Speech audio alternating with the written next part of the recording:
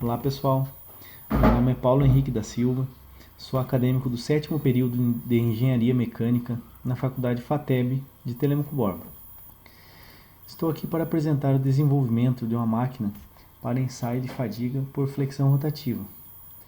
Essa máquina se trata de uma bancada de testes com finalidade didática que ficará instalado no nosso laboratório.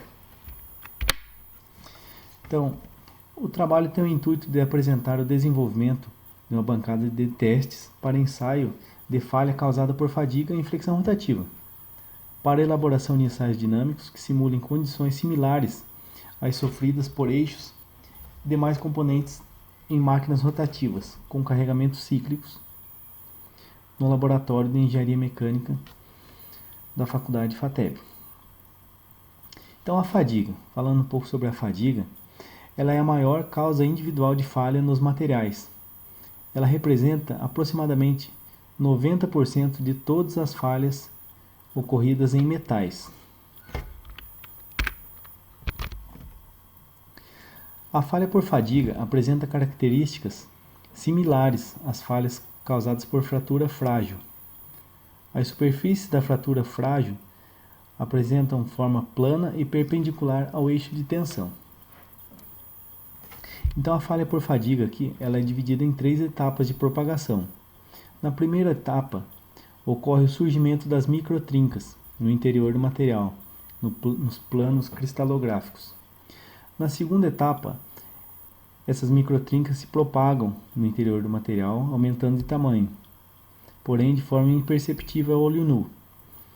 E na terceira etapa, ocorre o rompimento brusco e repentino do elemento. O objetivo. Então, o objetivo geral do meu trabalho é realizar estudos para projetar essa máquina, utilizada em ensaios de fadiga por flexão rotativa, para realizar ensaios mecânicos em corpos de prova com formato cilíndrico. Os objetivos específicos tratam de analisar e compreender a fratura por fadiga em diferentes materiais. Esses materiais seriam o aço SAI 1045 e o aço SAI 4340, que serão os dois materiais que eu estarei utilizando para a realização dos ensaios, mas também poderá ser aplicado para outros materiais, para um estudo mais aprofundado. Então, coletar dados para traçar a curva SN, estipular o tempo de vida médio antes da fratura do corpo de prova. E outro ponto importante que é a disponibilização desse equipamento para o laboratório da instituição de ensino. Os estudos da fratura. O surgimento dos estudos da fratura vem se desenvolvendo desde o surgimento das primeiras máquinas para ensaio, em meados do século XVIII. A classificação dos tipos de fraturas existentes nos elementos metálicos aplicados em engenharia consiste basicamente em 2 tipos, que são as fraturas frágeis e as fraturas dúcteis. Na fratura dúctil, ocorre predominantemente a deformação plástica. Por quê? Porque o material já é mais maleável, ele aceita melhor essa deformação, com o escoamento do material de modo mais ordenado, movimentando-se através das discordâncias nos planos cristalográficos. Esse é um exemplo que acontece nos corpos de prova quando você faz ensaios de tração, que ele faz o empescoçamento do material, faz a estricção até o rompimento. Ele não rompe repentinamente, como o caso da fratura frágil. A fratura frágil apresenta pouco ou até mesmo nenhuma deformação plástica ao longo do plano cristalográfico, causando colapso instantâneo do material devido à rápida propagação da trinca. Então esse tipo de fratura ele rompe instantaneamente. Então a fadiga. Quando a gente fala em conceito de fadiga, normalmente a gente associa ao desgaste físico e mental. Porém, nos estudos aplicados à engenharia, esse termo é utilizado para explicar falhas ocorridas em sistemas sob força de tensão cíclica, variando a aplicação de carga em intervalos de tempo. Essas tensões cíclicas tratam-se de movimentos de tensão e compressão constantes num determinado tempo.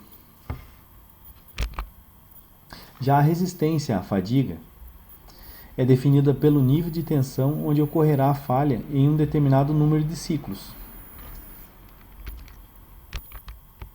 Então, alguns critérios para mensurar a falha por fadiga.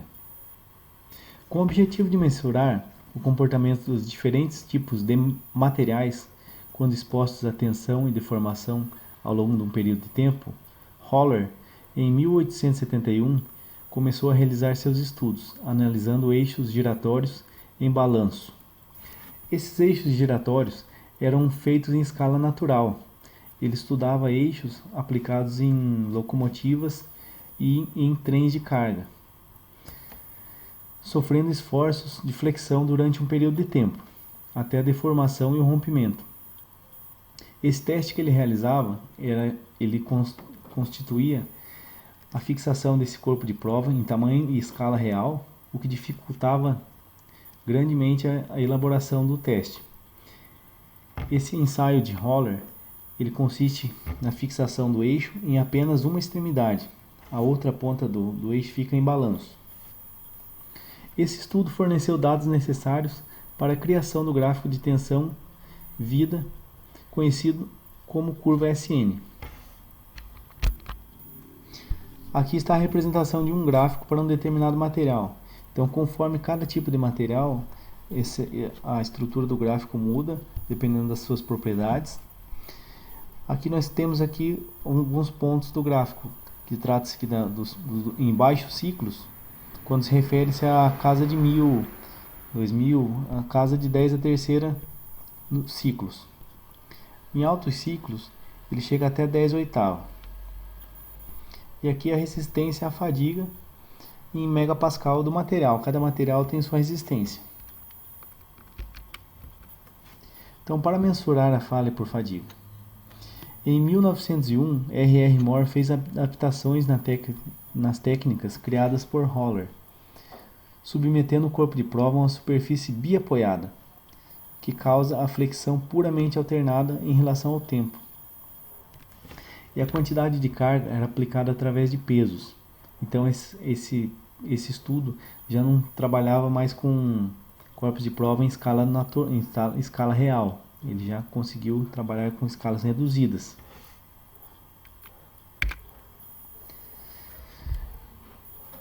Em ensaios mecânicos, tem o intuito de executar análise de falha ou para determinação de propriedades mecânicas distintas no material a ser ensaiado. Porém, quando falamos em ensaios mecânicos, temos dois grandes grupos de ensaios, que são ensaios mecânicos não destrutivos, que não danificam a estrutura do corpo de prova ou propriamente da própria peça que já foi executada. Ela não causa nenhum tipo de dano a esse componente. Então, os ensaios não destrutivos podem ser visuais, com partículas magnéticas, líquidos penetrantes, ultrassom e raio-x.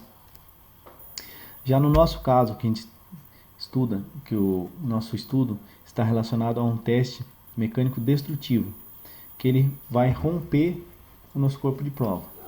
Então, dentre os ensaios destrutivos, são os mais comuns de tração, de ductilidade, fragilidade, flexão, torção, resistência a impacto, dureza, tenacidade à fratura e resistência à fadiga.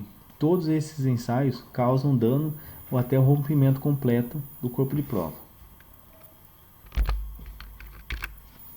Então, a máquina para ensaio de fadiga por flexão rotativa. Então, como falei anteriormente, desde 1901, o R.R. Moore vem desenvolvendo a sua máquina, que hoje atualmente é a máquina mais utilizada para esse tipo de ensaio. O próprio nome da máquina para ensaio de fadiga por flexão rotativa é intitulado como máquina de ensaio R.R. Moore. Em 1919, o corpo de prova a ser estudado era fixado de forma a se manter biapoiado. Então, o corpo de prova já, ao contrário do ensaio anterior de Höller, que era fixado apenas em uma extremidade, no caso de R.R. Moore, ele fixou esse corpo de prova em dois extremos, sendo apoiado excitado a flexão causada pela aplicação de carga com massa específica. Então ele podia controlar essa quantidade de carga aplicada, que causava a flexão puramente alternada. Aqui está um exemplo de uma máquina seguindo o modelo RR-Moore. Alguns componentes são importantes nessa máquina, que é o contador de giro, que é um dos principais componentes que faz a contagem do número de ciclos, que esse dado aqui vai direto na curva SN. Aqui nós temos o motor de acionamento, o motor elétrico, o acoplamento que faz a ligação entre o motor e o mancal. Aqui, como falei para vocês que o corpo de prova era biapoiado, então ele tem um mancal de cada lado. São 2 mancais. Aqui está o corpo de prova rotativo, rotacionando, e aqui está o suporte onde é presa as cargas. Aqui podemos ver basicamente como que é o funcionamento da máquina. O motor faz o giro.